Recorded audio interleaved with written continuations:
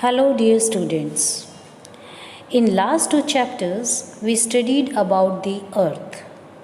Now we shall learn about the air. Children, you all know one of the major domains of the earth which is a part of our physical environment is the atmosphere. So now we shall learn about the atmosphere. Every minute we breathe in air. This is essential for our survival. Similarly, plants use air to breathe. They also use it to make their food by a process called photosynthesis. Let us see what the air and atmosphere is composed of and how it affects our lives in different ways. Children, our earth is a unique planet that you already know. Now, the presence of the atmosphere has helped in making it so.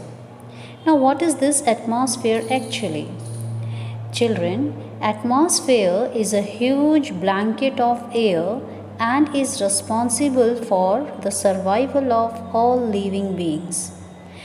Now, why is it called a blanket? I'll tell you now. That is because not only does the atmosphere provide us the air we breathe, but it also protects us from the harmful rays of the sun. Without it, the days would have been burning hot and the nights would be freezing cold. It is the atmosphere that moderates the temperature and makes it livable for us. The word atmosphere comes from the Greek term atmos, means vapor, and spheria means sphere. It means the air between the earth's surface and outer space.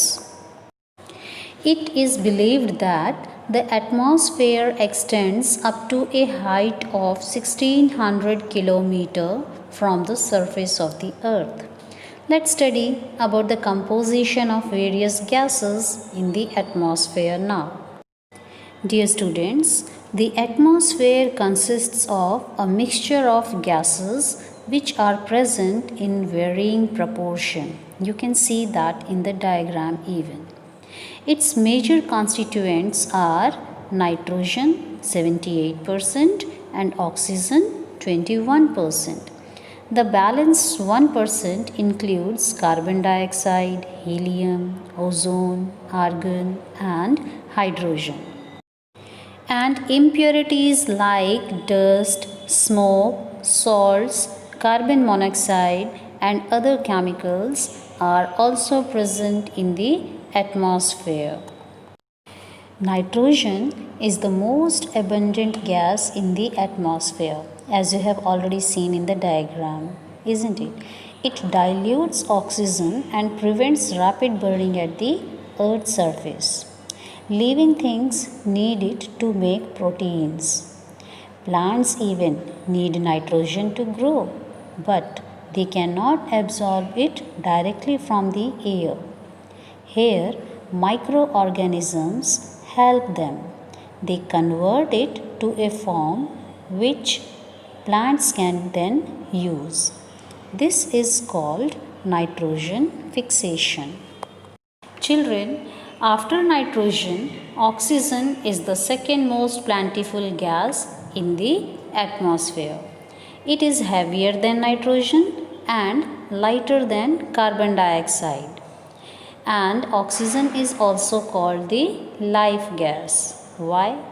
As you know, it is the basis of life for all organisms including human beings, and it is essential for combustion also.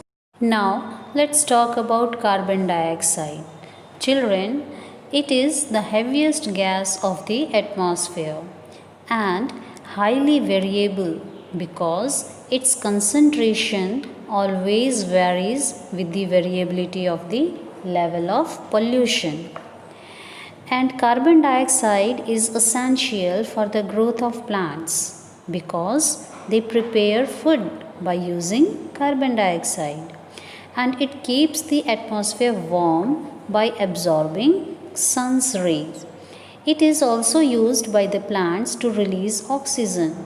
You know, children, the amount of absorbed carbon dioxide by the plants seem to be equal to the amount released by the human beings and animals.